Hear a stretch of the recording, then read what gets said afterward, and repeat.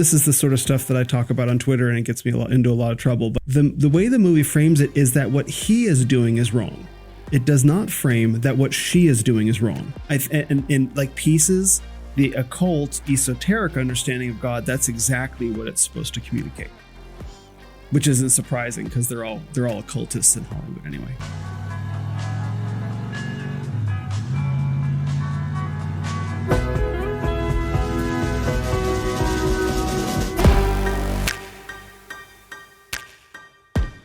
All right, everybody, welcome to the Watch World Podcast, where we exist as a resource to help build up the church's ability to combat the passive consumption of entertainment and pursue a more complete biblical worldview. I'm your host, Parker, and this is my co-host, Nick. Nick, I get a drum roll here, man. Nick, how was your week, man? It was an okay week. It got a lot going on. But yeah, it was an okay week. It's good to get back to recording this, talking about movies, and excited to have our guest here. So, yeah, good to go. Yeah, me too, for sure. Real quick, our latest episode, for those that haven't seen it, we actually did with Jacob Dixon on Warrior. It's a great podcast. We had a lot of fun with Jacob. So check that one out if you've got the time. And we've got another episode coming out with Civically Minded, Corey Wing, Civically Minded on Twitter. And we reviewed Hoosiers, the basketball movie. And that was really good as well. A lot of fun. But without further ado, I want to introduce our guest. Yeah, go for it. Yeah, we did. We did it. 3 Indiana boys in the Hoosiers. But let's introduce our guest and jump right into today's movie. Will Spenser is an entrepreneur, traveler, and storyteller. His path has taken him from Stanford University to the dot-com boom and through 30 countries on 6 continents before coming home to Christ. Today, he hosts the Renaissance of Men podcast, soon to become the Will Spenser podcast, promoting a father-centric Christian counterculture to a world drowning in mystical egalitarian madness. For more information, visit renofmen.com/links, and you can find him on Twitter at renofman. How'd I do, Will? Pretty good. Ren of Men. Men, plural. Ren of Men. Plural. That's right. It's all right. Ren of Men. So how's it going, Will? It's going good. Thanks so much for having me on the show. I've been looking forward to this. Yeah, we're super pumped. And we always start off with the first question. You picked Guardians of the Galaxy Volume 2, and we want to know why. Tell the people why. Because Guardians of the Galaxy 2 is one of the most powerful meditations on fatherhood and fatherlessness that I think you'll ever see. It dresses itself up in a Marvel movie, in science fiction, in lots of humor, lots of really well done humor and graphics and action. But the truth is that it's a very moving and very powerful movie about fatherlessness. That's super true. So let's just set the scene. Will, if you don't mind, do you wanna set the main scene, or I can do it, and then we can go right into talking about fatherhood? Yeah, so the Guardians of the Galaxy is a motley crew of people on board a spaceship in the Marvel Cinematic Universe. So like Thanos and Spider-Man and Iron Man, all those guys, they're kind of like the science fiction crew. It's made up of, and Guardians of the Galaxy 2 starts, it's just 4 people. It's Peter Quill, aka Star-Lord. He's a human being from Earth. And then there's Rocket Raccoon, who's some sort of like, cyborg raccoon thing. Maybe there's 5. There's Drax. Drax is like a big burly muscular dude from another planet whose wife and daughter, I think, had been killed in some sort of invasion. And then there's Groot, who's a talking tree, and who basically just all that Groot can say is "I am Groot," and Groot just, it says "I am Groot," that means 1,000 different things, and who knows how that works.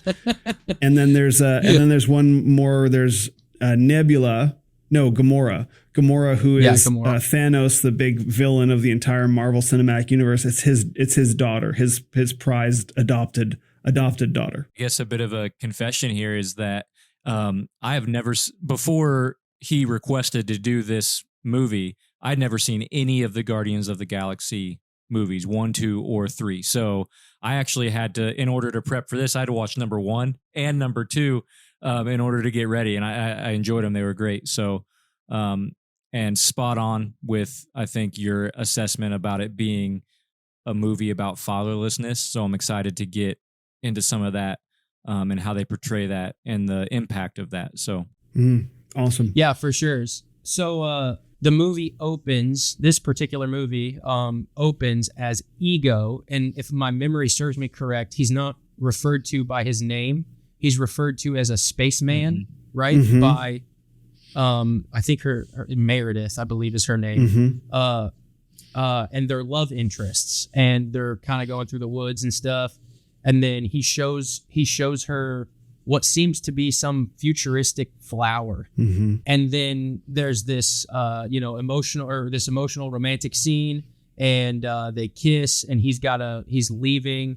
And that kind of sets the tone for, I guess, the rest of the movie, where you have this love interest, and then the man leaves. And then we know, because we've seen the previous movie, that is Peter Quill's mother, and then an unknown father, but we have the face. Yes. What are your opinions on the importance of that scene? Well, that scene sort of establishes, obviously, like the first movie, you get a real attachment to the character of Peter Quill. Right, he's funny, he's charismatic, like he what's the actor, Chris Pratt, he's got a good screen presence. And like the Guardians of the Galaxy, the first one, it's kind of funny. It's intentionally lighthearted and actually like a little goofy. It's like the comedy series, but there's a real endearing quality to the character of Star-Lord, who saves the galaxy by physically holding on to the Infinity Stone, and the Guardians all come to, spoiler alert, the Guardians all come together to defeat the big bad guy by, like, they're a family. We come together in this way. But in that moment, you see his mother had died of a brain tumor, and it's at the end of the first movie, and so she just looks awful. It's a real gut-wrenching scene, and you can feel his grief. He's essentially the son of a single mother, and that's how and the soundtrack to the movie is actually these mixtapes, right, that he makes of his mother's favorite music, or the mixtapes that she made for him, right? And so the music that backs up the Guardians of the Galaxy movies is really important because it signifies his connection to his mother, particularly her era. So like the 1960s, 70s rock kind of thing. And that's another aspect of these movies that's so compelling, is the soundtracks are amazing, full of all this very distinctive music. So the background emotional tenor of the entire first movie, and also the entire second movie, is his relationship with his mother. That's what the music is communicating. But the only way you see his mother really in the first movie is her dying of a brain tumor. It's quite tragic. But then to start the second movie with this woman where she's young and she's in love and she's driving the hot rod, with a guy down the road and everything like that, it's sort of like, oh, this is really interesting. We're going to get a sense of Peter Quill's origin story here. Like, oh, what happened here? This might be his father, etc. So it sets up the whole notion of, and essentially just the last thing I'll say is, like, you cannot feel already that this guy, whoever he is, isn't going to stick around.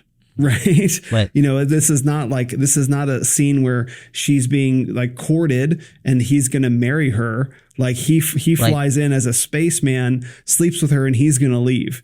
Right. And so there's some, she's been seduced in a very real sense. So there's some feminist kind of messaging going on there as well. So perhaps it shouldn't be a surprise that he's a child of a single mother, given who his dad was. And now we understand that. Right. Nick, do you have anything? Yeah.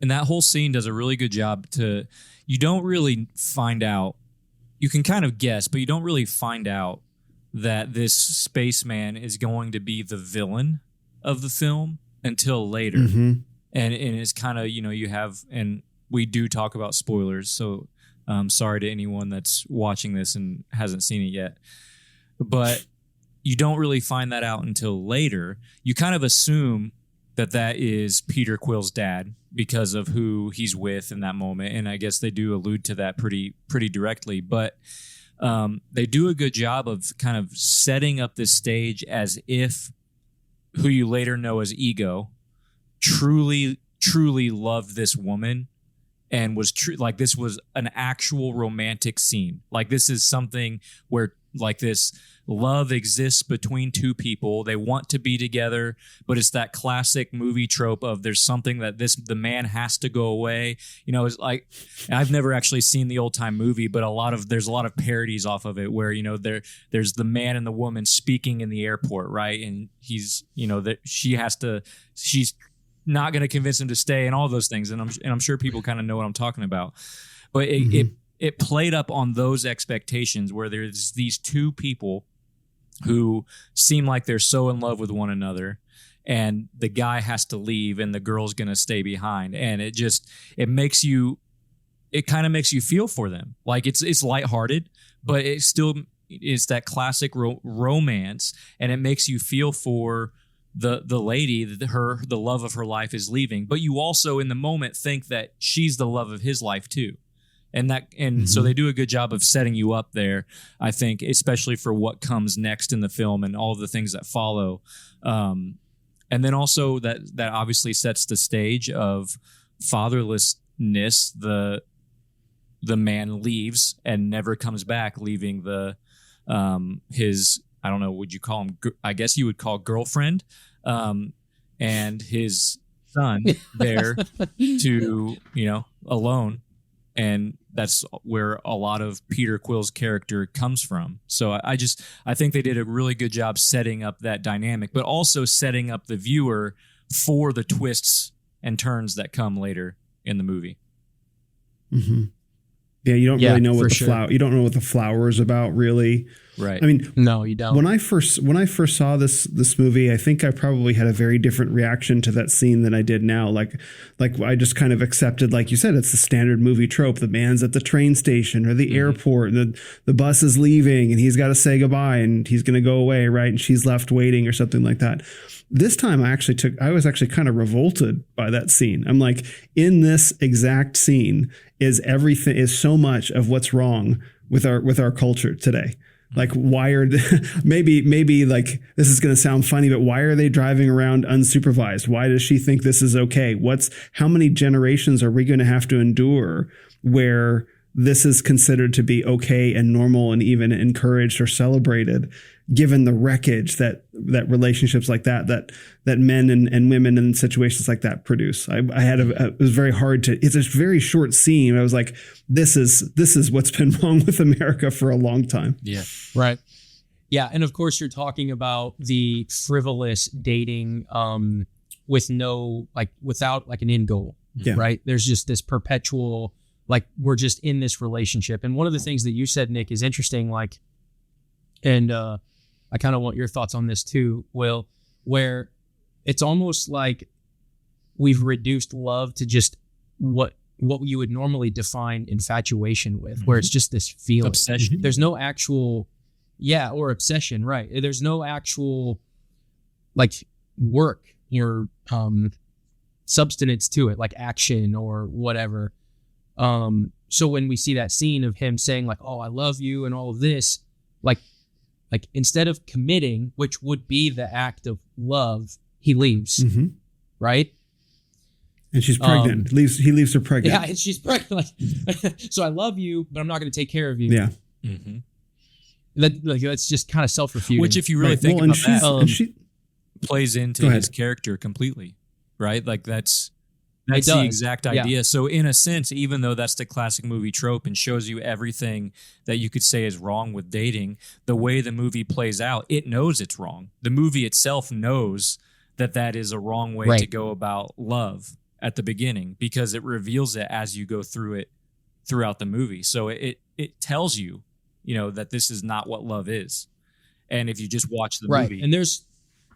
Well, can I push on that? You were gonna, go ahead. So what and this is the sort of stuff that I talk about on Twitter, and it gets me into a lot of trouble. But the way the movie frames it is that what he is doing is wrong. It does not frame that what she is doing is wrong. That's the problem. It's like she's innocent. She's being taken advantage of by this spaceman who's just using her. Like, no, like she's participating consensually. And that's when I say this is what's wrong, is that this is the sexual revolution. And it's framed as, oh, this predatory man is taking advantage of her. It's like, no, that's not what your sexuality is for, to be taken advantage of by, literally a stranger passing through town. Yeah. I love that. I love that observation. So yeah, it's definitely fault on obviously both sides, where women need to take responsibility for their actions as well. And in our society, they're not held accountable. There's no accountability there. And can I add one more thing? Sure. Of course. So one more thing I want to ask, where's her father? That's the question. So you see right there, you got guy coming in, pregnating a girl, flying away, spaceman. Where's her dad in all this? Right. So from the very first scene, she's unsupervised time with a stranger from out of town. Like, does her dad have anything to say about this? We don't know. There's no evidence in the script either way. Mm-hmm. Right. Yep. I love that.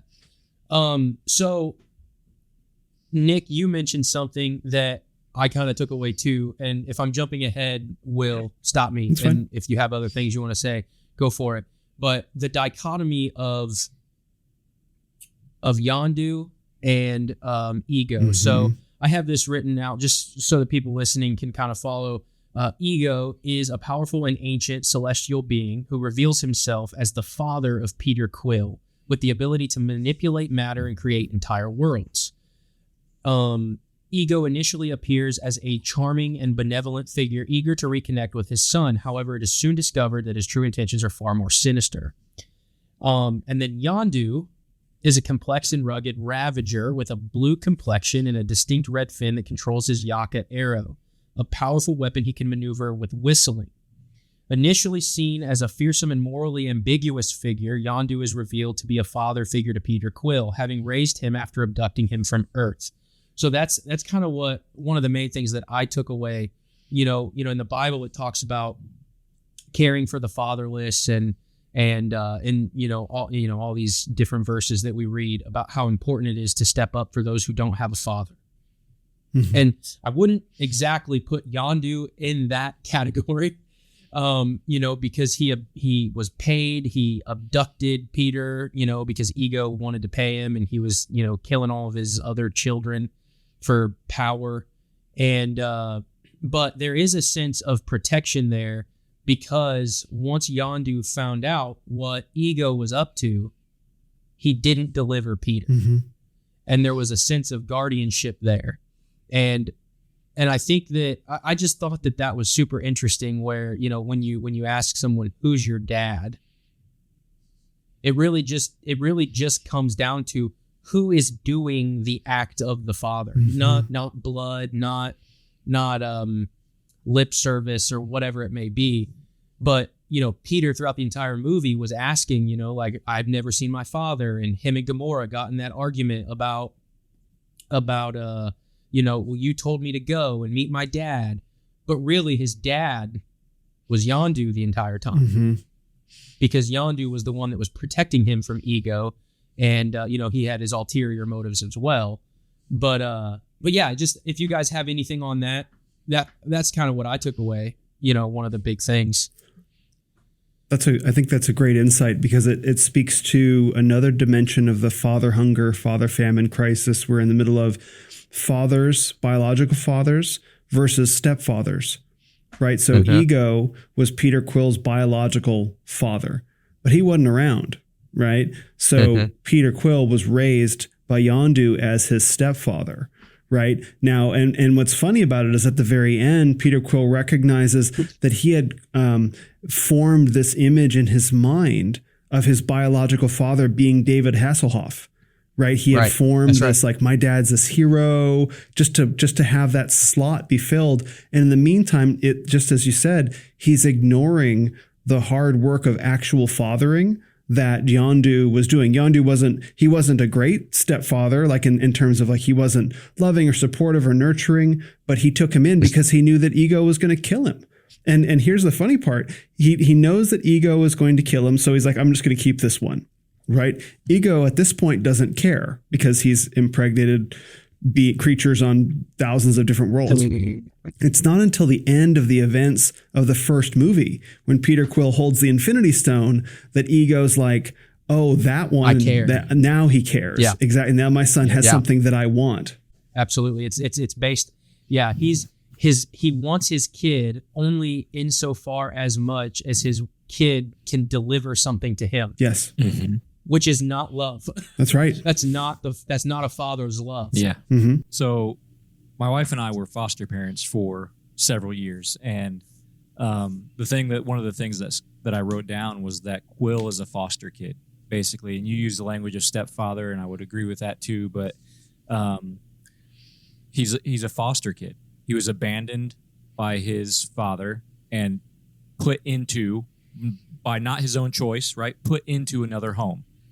And there was somebody there in that home who at the very least protected him.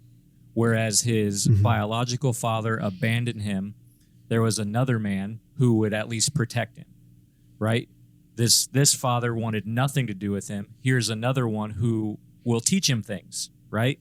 Even if that is to steal and to do things and use him as, to get partially what he wants. But he protects him and he teaches him things. And it's not obviously not a perfect relationship.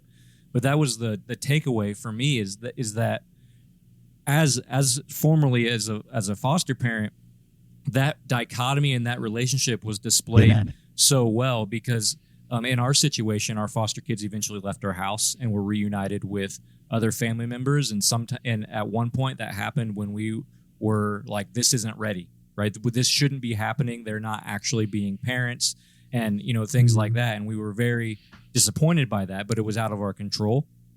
But so Quill is this this foster kid abandoned by his father because of his father's selfish ambition.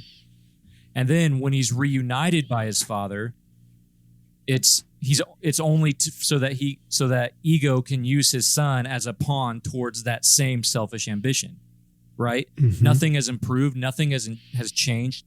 Quill goes through life thinking, I wonder who my dad is, and having internal feelings of just complete inadequacy, insufficiency, and like I'm nothing. I'm less than nothing because of who my lack of knowledge of my father. And yet, when he finally meets his father, all of those negative things are reinforced by his father. And the other thing that's really, really interesting, Peter, growing up, his father could have been literally anybody, right?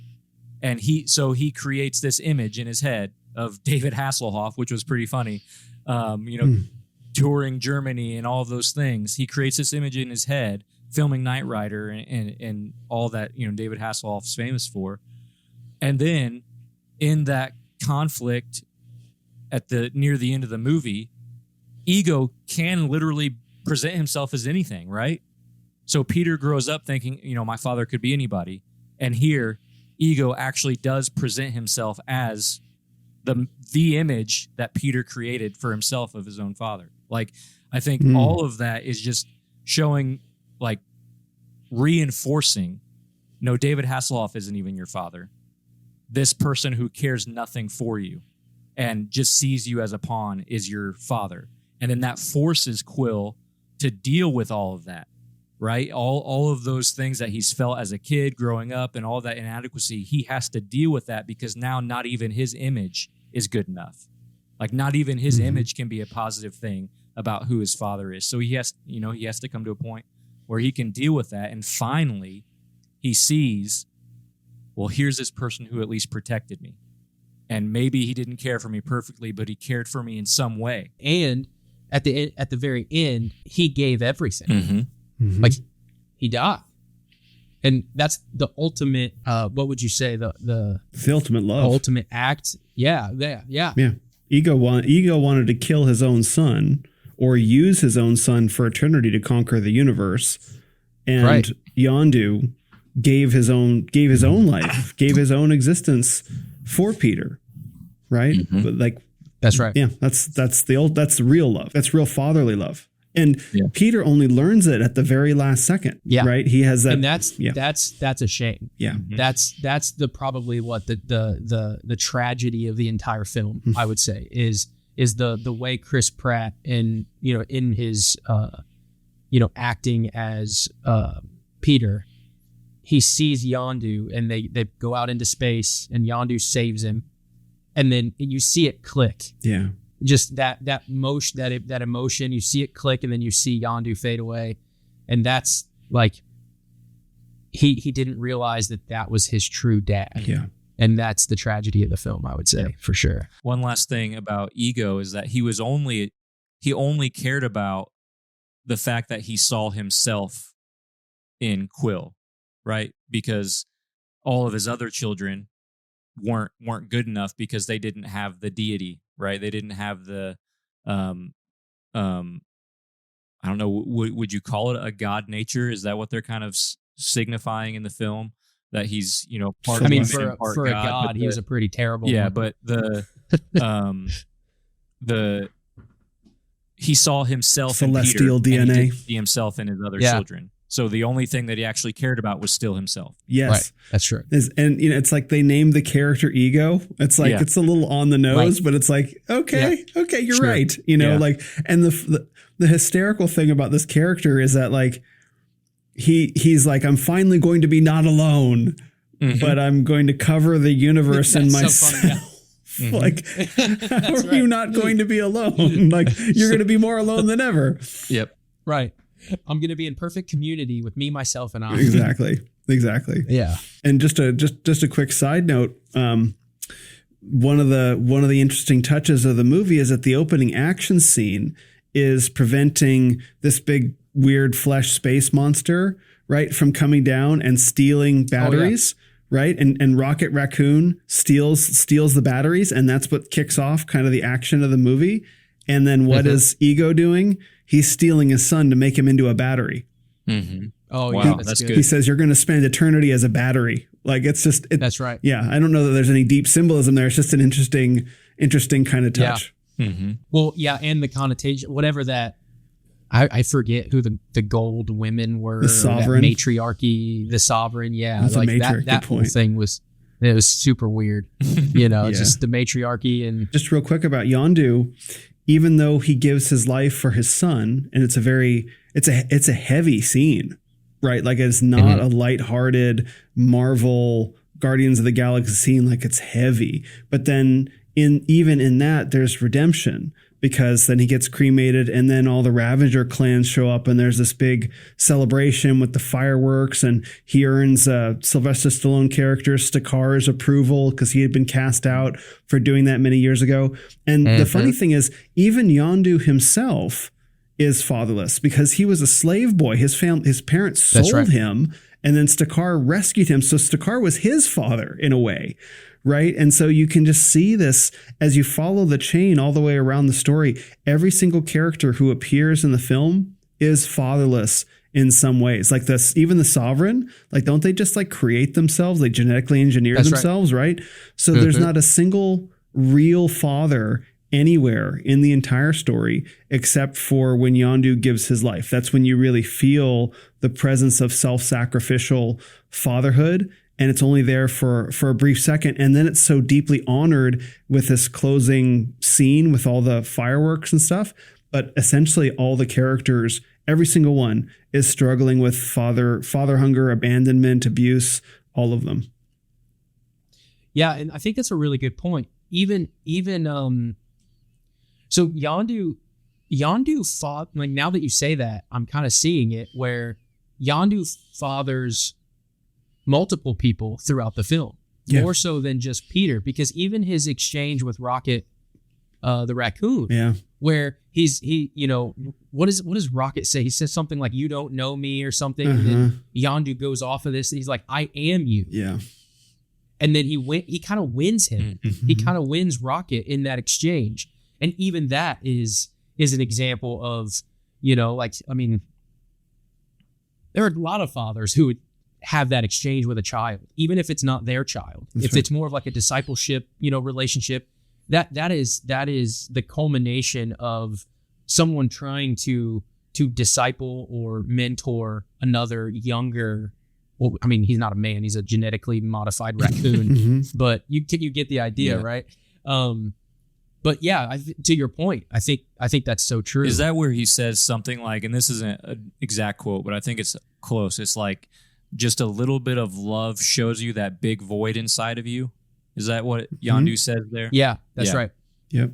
Yeah, that is a great scene. And I didn't think of it as Yondu kind of fathering multiple people, but that now that you say that, I think that could be true. That could definitely be true of that scene. It could be true of some of his crew that he travels with, and I think you could see that dynamic at play there too. Yeah, the loyalty that you see in that one crew member who says when they're in the jail cell, when he says, I didn't mean to start a mutiny. They killed all my friends. Yeah.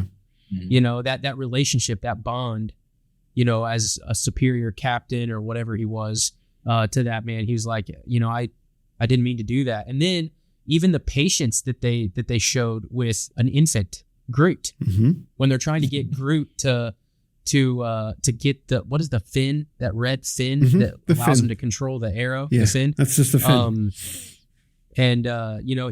The patient, and like, you didn't get it, like, it's this, and then it's over and over.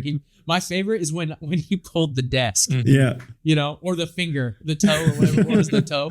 It was so good. Tell me you guys have a refrigerator somewhere with a bunch of severed human toes. You're right. They really exploited the comedic highs and then also the emotional lows in the film, and I think that's why it works so well, because, or at least why it can go so far, in terms of meaning, because they did such a great job with the ups and downs. But yeah, I totally agree. Now that you say that, Will, with just the fathering wherever you're at kind of concept. Yeah. Yeah. And speaking of Groot, the one real moment of fatherly tenderness, I think, is at the very end, where Groot is on like Drax's shoulder, and Drax kind of like pets him as he falls asleep. Like, that was a real moment of like fatherly tenderness. And then there's the disciple where you are, the scene where, like, yeah, not that I don't know you, I am you. I know who you are, boy, because you're me. Right? That scene is really powerful. Their inner realities, because Rocket Raccoon doesn't have parents. He's just a genetically engineered project, essentially. And then Yondu giving his life. Like, there are brief flashes, and then the thing that really wins Peter over to ego is they're playing catch. Like, what man doesn't look at that scene and get a little catch in his throat to see that? Yeah. Right. It's just something so primitive, because Peter never played catch with Yondu. Like, and here's the other thing. This is funny. Yondu has always said, why'd you keep him? Because he's skinny and good for thieving. Right. Like, you're useful to me is why I kept you around. Right. And maybe that was a lie that Yondu had to tell himself. That's probably what it is. And so in this moment. Oh, that's a good point. Yeah. Right. So in this moment, Peter's playing catch with ego. It's like, oh, it's actually about me. It's my father loving me and showing me who I am and making this energy ball and throwing it. Right. Of course, it's a step on the road to winning him over to his project. But that's the moment where Peter actually felt like seen, like, oh, this is someone it's something so primal within us, playing catch. Like, there's something special about that. Yeah, because you're right. From the perspective of Peter, both. Yeah, you're right. Because it would be, because even before we heard Yondu say the good for thieving line, Peter said it in the jail cell. So that kind of becomes his identity for the, if we're talking about the father hunger and the lack of a father, you have to, I'm sure that you create, and this even goes back to what Nick was saying, where you create your own identity because you don't have a father that gives it to you. So that concept of fathering where you are, you even see a kind of a humorous, in his own way doing it, Drax at the end when he tells, I can't remember the, is that no, that's not Nebula. Who is the girl with the antenna? What is her name? Mantis. It's Mantis. That's right. Okay. Yep. He says, the whole movie, he's talked about how repulsive she is. I am hideous? You are horrifying to look at, yes. Right? And then he says, and you're beautiful or something like that. And then there's a pause and he says, on the inside. Right? So like, even in his own way, right, he's reassuring and comforting and doing things that a father would do.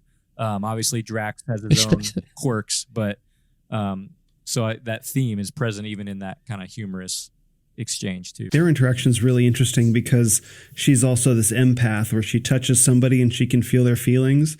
And so Drax is like, his whole character is basically just a super bonehead. You know what I mean? Like in really creative ways.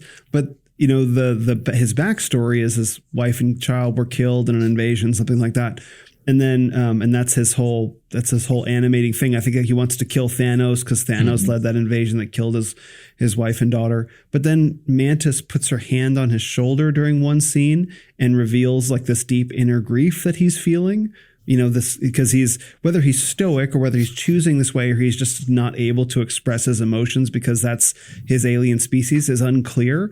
But she reveals that inside he feels so much more than he's saying. And the shot on his eyes reveals that, like, he's aware that something is coming out that he has felt privately that he's aware of, but he's never expressed it. And that reveals the inside of his character. And I think there are probably going to be a lot of, I thought in the moment, a lot of young women, but probably a lot of men as well, who grew up with fathers who were not emotionally expressive, but who actually felt quite deeply. Right. They didn't have the language. They weren't taught to express it. Maybe it wasn't appropriate. Who knows? 1,000 different reasons men don't engage in emotional expression. But like that little bit of something would have been valuable to someone watching. Like, I wish my dad had revealed what was actually going on with him that whole time instead of being stoic.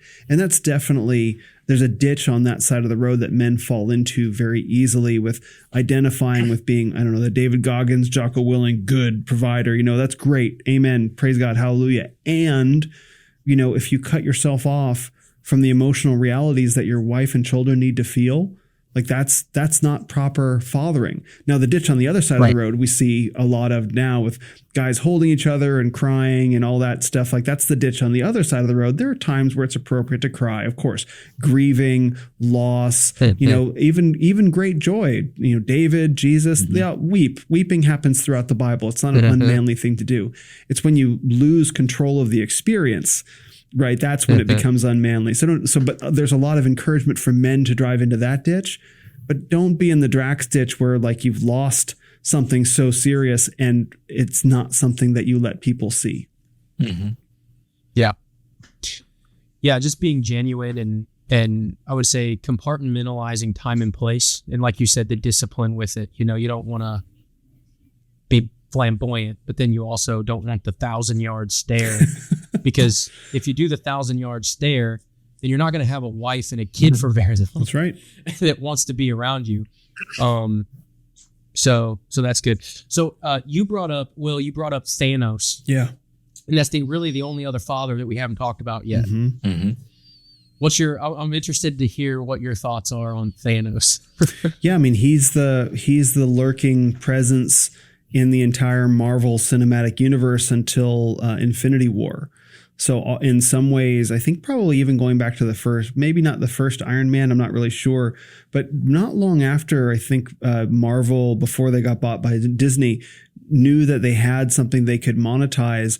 Thanos starts showing up as a threat. And I didn't read the comic books, but he was, of course, a major threat in the comic books as well, this multi-book arc. So in this film, he doesn't actually appear, but you see the way that he shows up in the relationship between the sisters Nebula and Gamora. So they're both battle-hardened, girl boss, female warriors. One, I don't know I don't know what movie it's in, but there's a scene where Thanos is invading Gamora's homeworld when she's a little girl, 4 or 5 years old, and like he conquers the homeworld and he just like adopts her and raises her as this like cold-blooded killer. And then her sister Nebula, he's training Nebula the same, and he has them fight. And every time Nebula loses, he replaces a part of her with machinery. And so when that reveal comes, like she's already mostly android. She's got a tinny, hollow voice. You know, her hand is a metal claw. She's got, so like, not only did she get beaten up by her sister as part of a sister's fight thing, her own father, right, like replaced her with machinery. And so like legitimately, these are two legitimately abused characters, sisters that should love each other, but they hate each other. And Nebula's quite mentally ill. She describes herself as a sadist, someone who gets sexual pleasure from pain. That's hinted at throughout. And so he's a presence a strong presence in their relationship, even though we never really see Thanos. Yeah. So in the movie, we get the dichotomy between the abusive father for the women. And then at the beginning of the movie, we get the absent father for the woman. And I just thought it would be interesting to kind of open that up. Nick, did you have anything to say? No, I just think it's incredibly well done how they weave that theme throughout, and even at points when, most viewers probably wouldn't notice necessarily that it's still part of that theme. It's just so ingrained in everything that happens in the film. I just think they did a really good job of making sure it was present there, because some of these moments, I don't think. I usually watch pretty attentively, and I don't think I noticed it. I mean, this was the first time I've seen the movie, but some of these instances and some of these parallels with fatherhood, I don't think I saw them the first time that I watched it, or at least they weren't prominent enough to stick out to me that first time. But it is, as you guys are talking, I'm thinking back to most of the film and how integral that theme is to almost every single scene in the film. So that's really good. And one question that I had come to mind, and this is kind of moving in a different direction, but sometimes we don't do this all the time, but sometimes we like to come up with questions. If you were to sit down with, your kids or with a group of people and you wanted to think of like what type of question might prompt some discussion and help us to watch this movie well. One thing that keeps coming back to mind for me is ego, being that Hollywood is mostly atheists and unbelievers, is ego how unbelievers view our God? So we can watch it and we can say, oh, that's definitely a false God, right? Because we're believers, we know the word, we know who God is, we know him, we have a relationship with him through Jesus Christ, we know him, we know his character, and we know that would be false. But do unbelievers, if there was an unbeliever writing this story, are they writing it in a way to try to tell us who they believe God to be?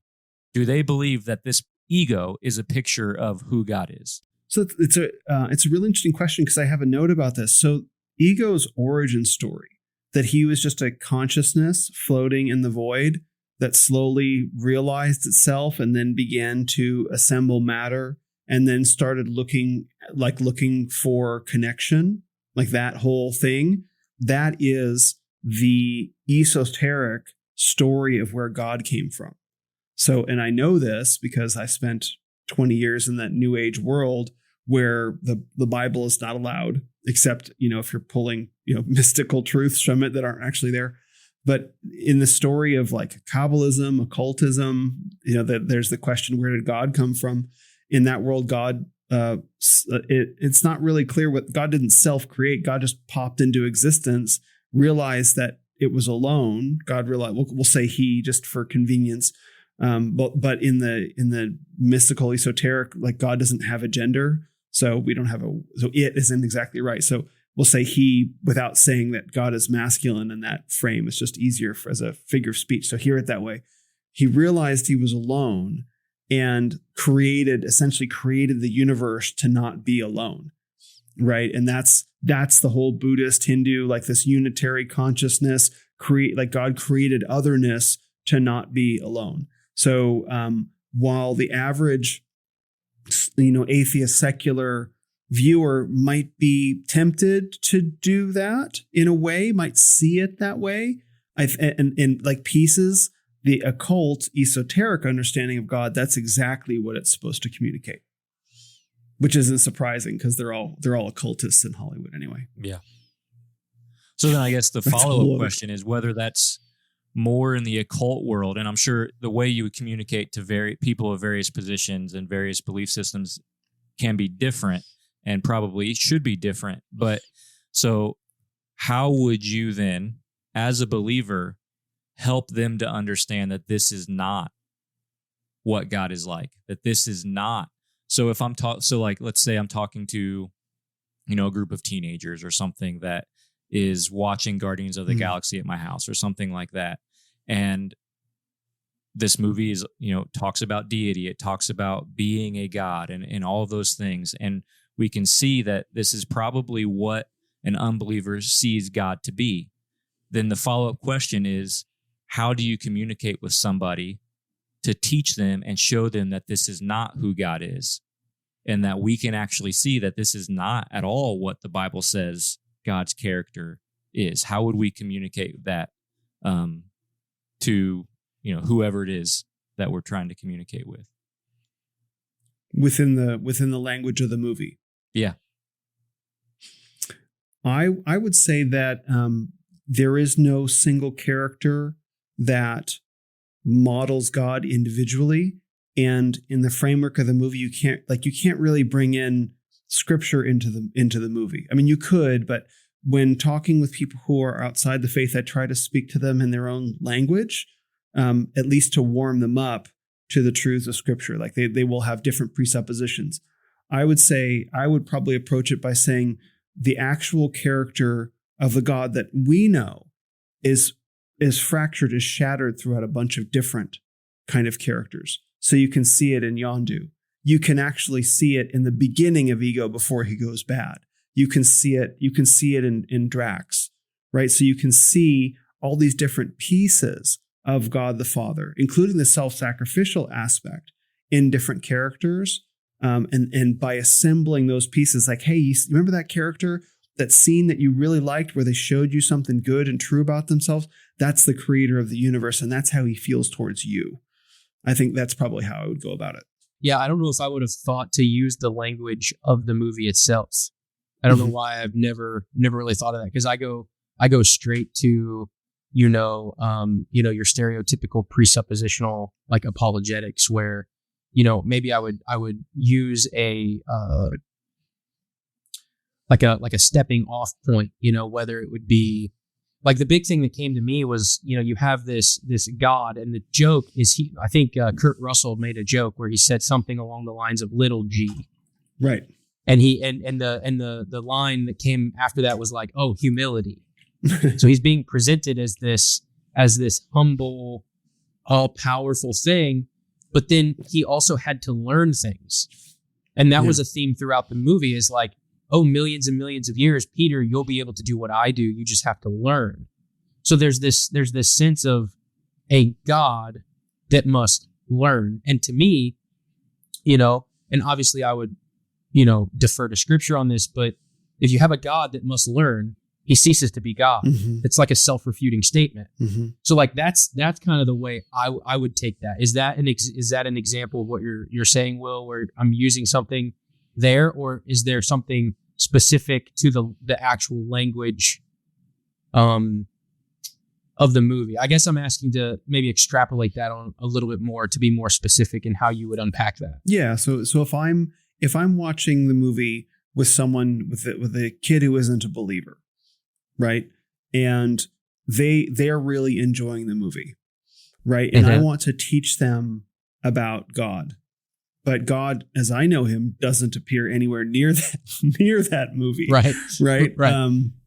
And ironically, just as an aside, doesn't really appear anywhere in the Marvel Cinematic Universe, even when Thanos is about to wipe out half of all life in is it the galaxy or the entire universe?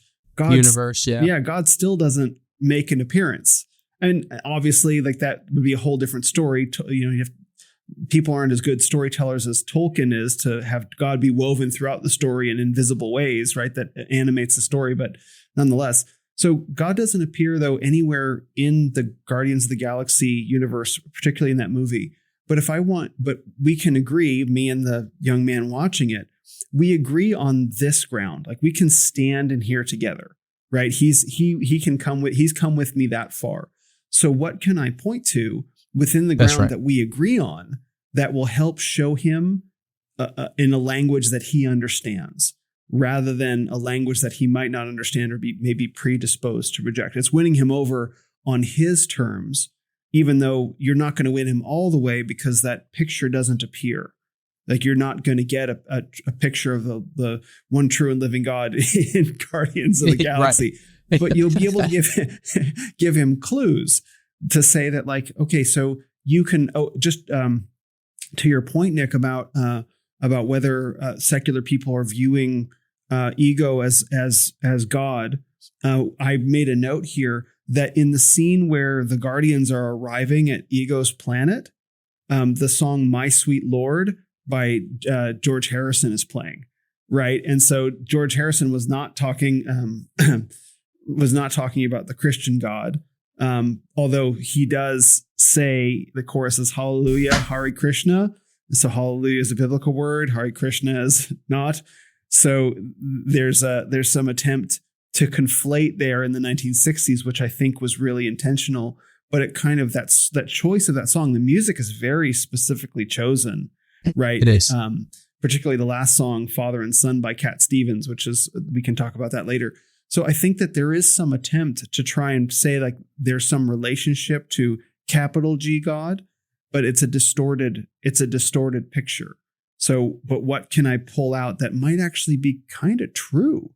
Right. Like, what's kind of true is, Yondu gives his life for his son and attains cosmic honor. Right. That's what's happening for doing that.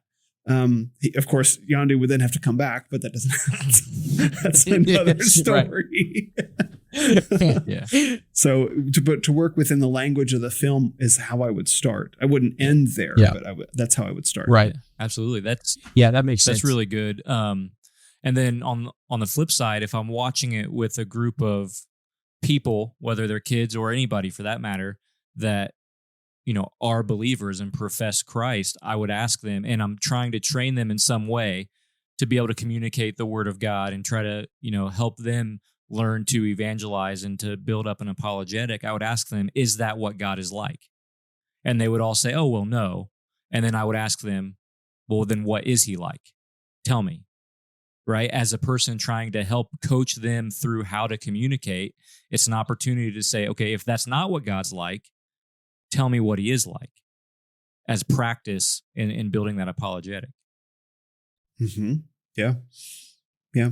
I would. So in a word, Father. Then. Right. Yeah. Yeah. Yeah.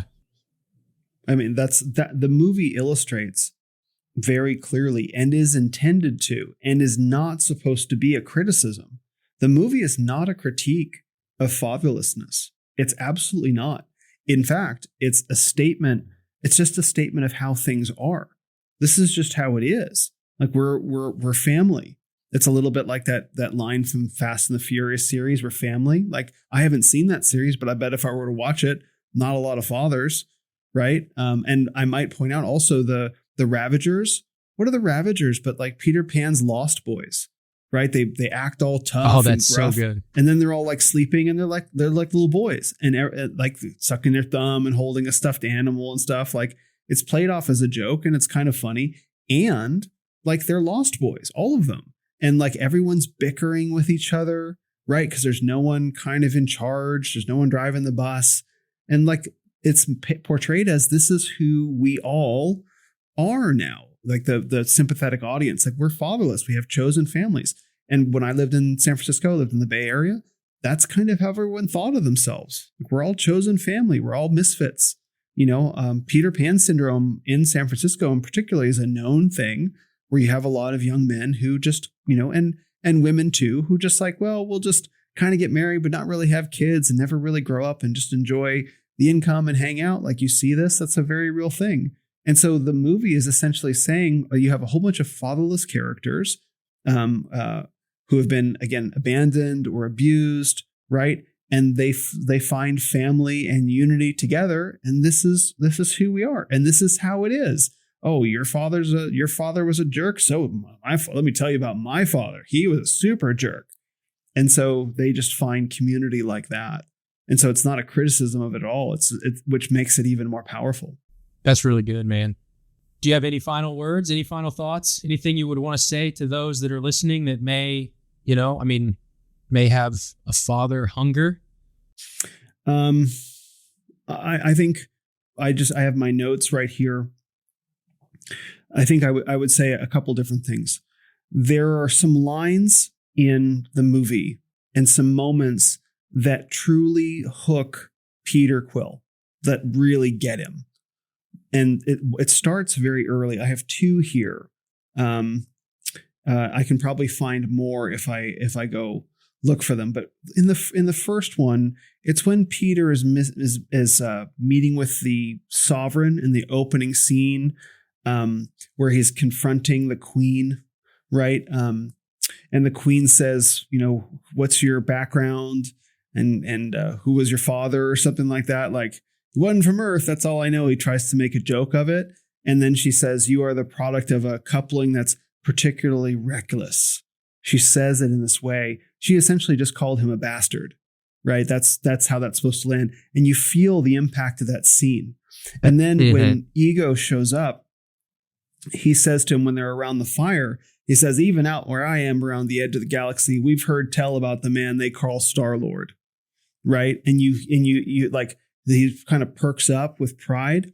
And so those are just a couple of lines that indicate how sensitive this is. And Peter allows those lines to manipulate him.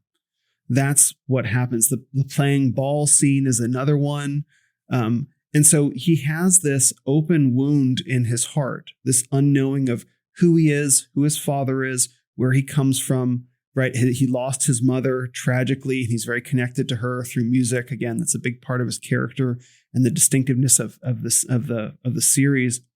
And so he is able to be manipulated with people playing on that in him. And you can see that gets so dangerous for him and for all of his friends, because all of his friends almost die as a result of him allowing himself to be manipulated by this unresolved issue. And he almost dies as well, right? He almost turns into a battery for eternity to fuel, his biological father's conquest. And so I would say to people listening to be, who may have experienced this in various ways, this may be hard to hear, but the way that we heal this is perhaps counterintuitive. The secular therapy culture will say we have to get our parents to apologize to us. We have trauma. You have trauma from your father or your mother, and you have to get them to apologize to you. The Word of God says, honor your mother and your father. And so the way that we heal that wound is to honor them. Now, honoring our parents does not mean, if they are terrible people, that we give them unrestricted access to our lives.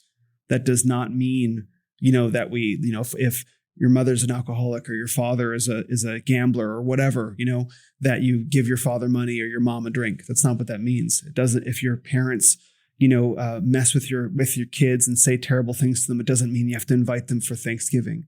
But it means reckoning with the fact that this is your mother and this is your father, and God's commandments don't come with an asterisk. And by doing that, by truly honoring, this is where I come from, this is who I am, and God commands me to do this, because if I don't honor my parents, I'm not honoring God. That is what actually heals that and prevents us from being able to be manipulated. Coming into alignment with God's commandments and obeying them in the right and wise and discerning way heals that. And that idea runs exactly 180 degrees counter to secular therapy culture. And so to not be a Peter Quill, to not allow yourself, especially young men listening, to not allow yourself to be manipulated into groups of lost boys, to not be manipulated by demagogues who pretend to be fathers. The way you do that is you reckon with who your human father is, and you honor him in a discerning way. And that will prevent you from being able to be manipulated, which is a very real danger right now in our hyper politicized age. Wow. Good stuff, man. Thank you, man. That was great. It's been a pleasure and a blessing to have you on. I want to thank you for your time. Thank you. Yeah. And, you always have a spot here on our podcast. They're going to talk about anything. I've had so much fun. Heavy topic for sure. Yeah. Though. Nick, do you have any closing thoughts? Just echoing what Parker said. Always welcome to come back if you're ever interested. You want to talk about another movie or anything else for that matter. But thank you very much for being with us. I'd love to. And, Parker, I told you, I'm a huge fan of what you guys are doing. I think this is a fantastic idea. I think Christians have rightfully should have an uneasy relationship with the world, especially now. But to be able to create a space to be discerning and thoughtful and take these movies apart, right, prevents us from I don't know how I felt about that and just walk away feeling icky. No, let's actually talk about what was wrong and then talk about what was right. This is a great idea, and I'm stoked that you guys are doing it, and I'm honored to be a part of it. And I just wish you nothing but success. And I got plenty more of these, maybe less heavy too, but I'm a big fan of the project, and I really offer my blessings to Watchwell. I hope you guys are crazy successful with it. Thank you, man. We appreciate it. Yeah. All right, guys, that's going to be it for today. Again, you can find Will Spenser at renofmen.com. renofmen.com/link. So then you can find him on Ren of Men at Ren of Men on Twitter, right? Or X, yes, whatever we're calling it these days. Exactly. All right, guys, we'll see you next time. Thanks. Hey, guys, it's Parker from the Watchwell Podcast. If you liked this video, we want to go ahead and have you subscribe right here on this button. If you want to watch the full podcast episode, go ahead and click right here. And if you want to watch another Watchwell clip, go ahead and click right here.